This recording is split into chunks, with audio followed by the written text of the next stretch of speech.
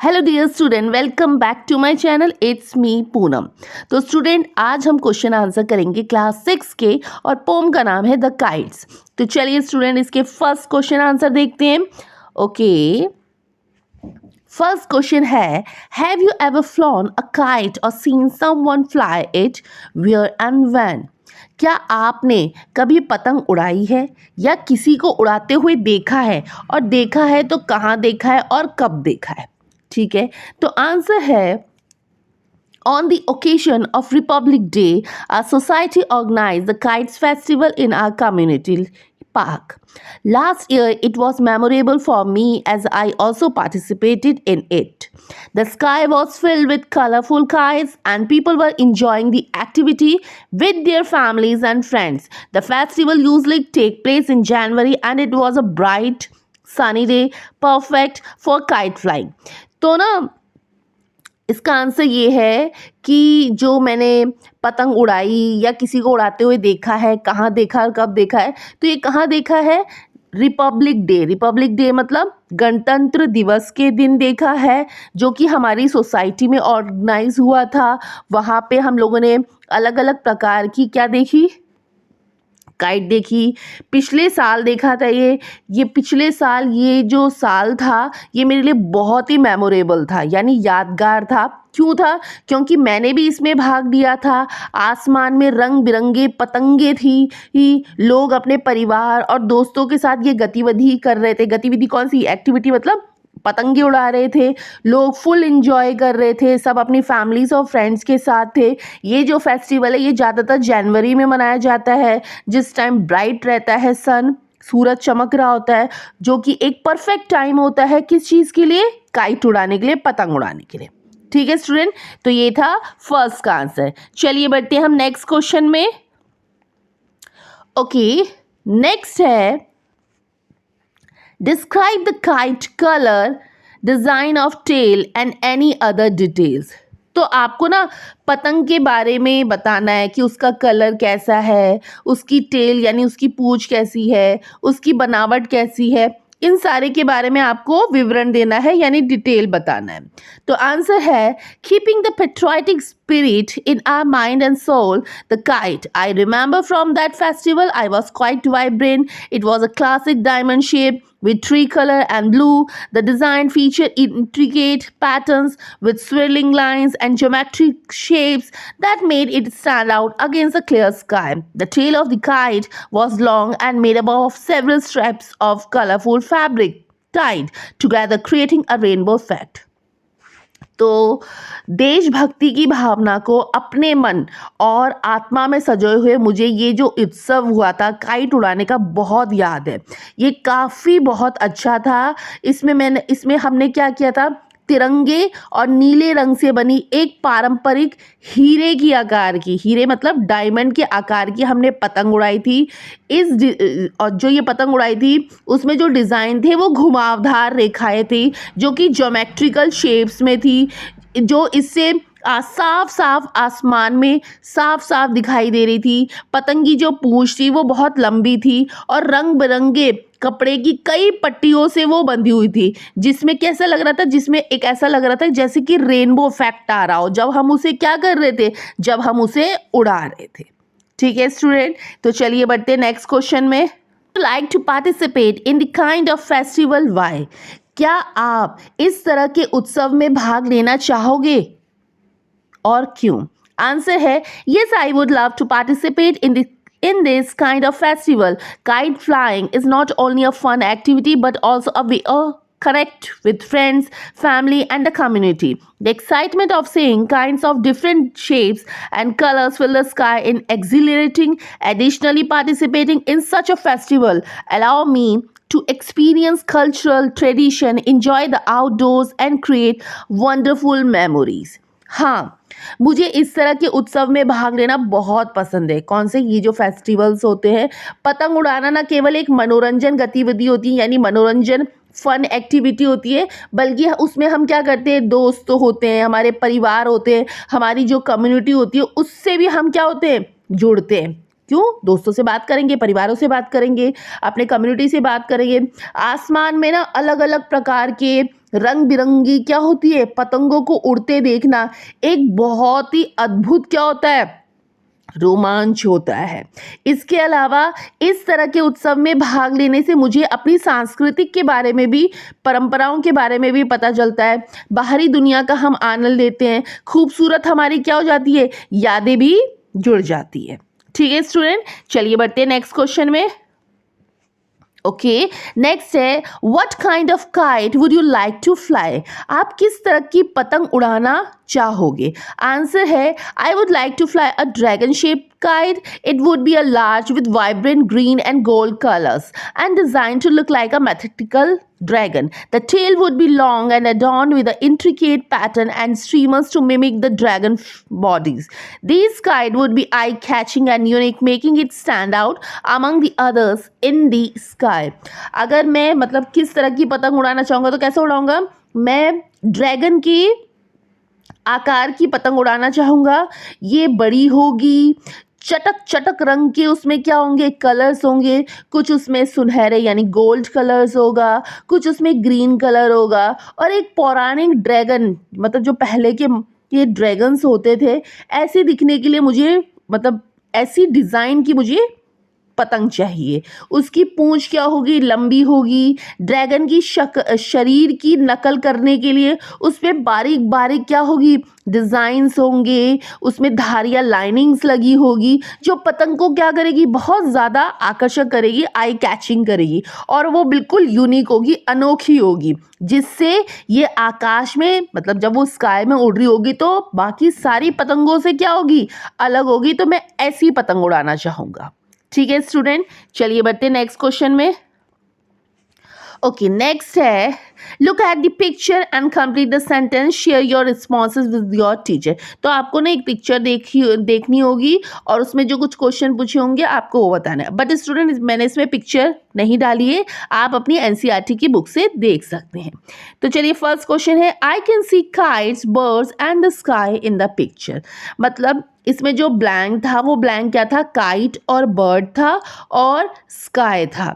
तो मैंने उसमें मैंने अंडरलाइन नहीं किया है। तो क्वेश्चन का मतलब है मैं चित्र में पतंग, पक्षी और आकाश को देख सकता हूँ। सेकंड है the weather in the picture is dash. चित्र में मौसम डैश है, कैसा है, हवादार है यानी विंडली है। थर्ड है द काइट इज डैश। जो पतंग है, पतंग आसमान में क्या, पतंग आसमान में बहुत ऊंची उड़ रही है, flying in the sky. Next है the child is dash from below. बच्चा नीचे से डैश है, मतलब बच्चा नीचे से देख रहा है, looking from below. The tail of the kite dash. पतंग की पूंछ कैसी है, पतंग की पूंछ पर रिबन है, हैज रिबन। ठीक है स्टूडेंट, चलिए बढ़ते हैं नेक्स्ट में। ओके, नेक्स्ट है now think and answer. First है list 2 more things that you want to add to the picture। तो ना आपको 2 और चीज़ें बतानी है जो आप चित्र में जोड़ना चाहते हैं। फर्स्ट है क्या, सन एंड एरोप्लेन। हम उसमें सन और एरोप्लेन भी जोड़ना चाहते हैं, यानी सूरज और हवाई जहाज। बी है if I were a child I would. यदि मैं बच्चा होता तो मुझे क्या, आंसर है love to play with birds. मैं पक्षियों के साथ खेलना बहुत पसंद करता। ठीक है। थर्ड है if I were the kite I would. अगर यदि मैं पतंग होता तो मुझे क्या पसंद होता, लव टू फ्लाई हाई। मुझे ऊंची ऊंची उड़ान भरना पसंद होता। ठीक है स्टूडेंट, चलिए बढ़ते हैं नेक्स्ट में।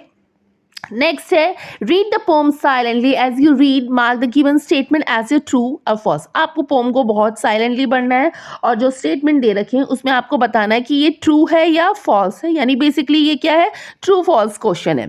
फर्स्ट है the child is looking at the kite. बच्चा पतंग को देख रहा था, बिल्कुल वो देख रहा था, तो आंसर है ट्रू। सेकेंड है the kite looks like birds of different colour.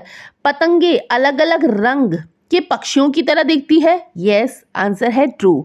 Third है it was a rainy day. क्या वो बरसात का दिन था, रॉन्ग, फॉल्स, ये गलत स्टेटमेंट है।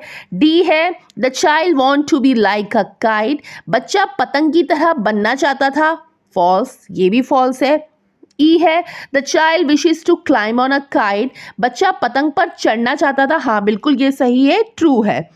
ओके, एफ है the kite is made up of cloth and plastic, पतंग कपड़े और प्लास्टिक से बनी थी, बिल्कुल ये सही है, ट्रू। नेक्स्ट है the child want to ride the kite, बच्चा पतंग उड़ाना चाहता था, बिल्कुल सही है, ट्रू। एच है the child knows they would have fun, बच्चे को पता है कि उन्हें मजा आएगा, बिल्कुल सही है, ये ट्रू है। आई है the child want to look at the kite from a roof top, बच्चा छत से पतंग को देखना चाहता है, बिल्कुल ये है फॉल्स। ओके, नेक्स्ट है the child would like to look at the people down below dash, क्या है इसका मतलब, बच्चा नीचे लोगों को देखना पसंद करेगा, बिल्कुल ट्रू है। और लास्ट है the child know that the people would stare, बच्चा जानता है कि लोग उनसे पूछेंगे, घूरेंगे, तो वो क्या है, सही है, ट्रू है। ओके स्टूडेंट, चलिए बढ़ते हैं नेक्स्ट में। नेक्स्ट है complete the following sentence, the poet says the kite are like colored birds, see the kites flying like colored birds in the sky, the kite have been compared to be dash because they dash, कवि कहता है कि पतंगे रंगीन पक्षियों की तरह होती है, पतंगों को उड़ते हुए देखो आकाश में रंगीन पक्षियों की तरह, पतंगों की तुलना डैश से की गई है क्योंकि वो डैश है, तो इसका आंसर बताना है हमें इज डैश का। The kite have been compare to birds because they fly in the sky, पतंगों की तुलना पक्षियों से की गई है, ठीक है, इसमें बी लिखा हुआ है और बी में मैंने 3 डैश लगाए हैं, तो क्या आएगा आंसर, बर्ड आएगा। और बिकॉज दे मतलब क्योंकि वे आकाश में उड़ते हैं, क्योंकि दे fly in the sky. Okay, चलिए नेक्स्ट है Okay, the child wishes to be like air. I wish I was small and as light as a air. The child wishes to be as the child wishes to be able to dash on a kite and fly. क्या है इसका मतलब? इसका मतलब है बच्चा हवा की तरह बनना चाहता है, काश में छोटा होता और हवा जितना हल्का होता, बच्चा हवा जितना छोटा होना चाहता है, बच्चा पतंग पर चढ़ना और उड़ना चाहता है, तो इसका आंसर क्या है, आंसर है the child wishes to be as a light as a air, the child wishes to be able to climb on a kite and a fly. Answer क्या है, बच्चा हवा जितना हल्का होना चाहता है, बच्चा पतंग पर चढ़कर उड़ना चाहता है, ठीक है। नेक्स्ट है the poet uses similes in A and B to compare the kites with coloured birds and the quality of being light as a air, the poet uses like and as to compare. क्या है, कवि ना ए और B, जो ये ए और B हमें जो 2 क्वेश्चन पूछे गए थे उन दोनों में उपमाओं का प्रयोग करते हुए पतंगों की तुलना रंग बिरंगे पक्षियों और हवा की तरह हल्के होने के गुण से करता है। कवि तुलना के लिए जैसे मतलब एज और जैसा का प्रयोग करता है, ठीक है। फिर क्या है, do you think that the uses of similes in this poem help us imagine better than we read the poem, share your thoughts with your teacher and classmates. क्या आपको लगता है कि कविता में उपमाओं का प्रयोग हमें कविता पढ़ते समय बेहतर कल्पना करने में मदद करता है? अपने विचार अपने शिक्षक और सहपाठियों से साझा करिए, बताइए। आंसर है thought on the uses of similes in the poem. The use of similes in this poem indeed help us to imagine better than we read it by compare the kite to coloured birds. The poet paint a vivid picture of the kites movement and beauty, making it easier for reader to visualize from soaring in the sky. Similarly, the comparison of the child desired lightness to that of air help convey the sense of freedom and weightlessness of child yearns. For these similes enhance the imaginary and emotionally connection, allowing readers to feel. हाँ, जो कविता में उपमा का प्रयोग कर रहा है poet वो बहुत अच्छा है। इस कविता में ना उपमा का प्रयोग वास्तव में हमें पढ़ते समय बेहतर कल्पना करना होता है। मतलब अगर हम किसी चीज़ को पढ़ रहे हैं और साथ में पिक्चर बनी हो, पिक्चर रंग बिरंगी हो, उसमें हमें काइट्स दिख रहे हैं, कलरफुल बर्ड्स दिख रहे हैं, तो वो बहुत ही अच्छा होता है और आई कैचिंग भी होता है। आई कैचिंग के साथ हम जल्दी भी उसे सीख पढ़ सकते हैं। जैसे कि पतंगों की तुलना की उन्होंने, रंगीन पक्षियों की तुलना करी, कभी पतंगों की सुंदरता दिखा रहा है, बच्चे के बारे में बताता है कि बच्चा हवा जितना हल्का होना चाहता है, बच्चा पतंग पर चढ़कर उड़ना चाहता है। तो खाली अगर ये लिख दे तो हमें इतना समझ नहीं आएगा, बट अगर हमारे सामने पिक्चर भी दिखाया जाए तो हमें ज़्यादा समझ में आएगा। तो इसलिए ये उपमाओं का प्रयोग करना बहुत ही सही है।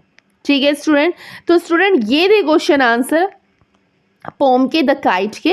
आई होप आपको समझ में आया होगा। तो प्लीज़ अगर समझ में आया होगा तो इसे लाइक करिए, शेयर करिए, और अगर आप चैनल पे न्यू हो तो चैनल को सब्सक्राइब करिए।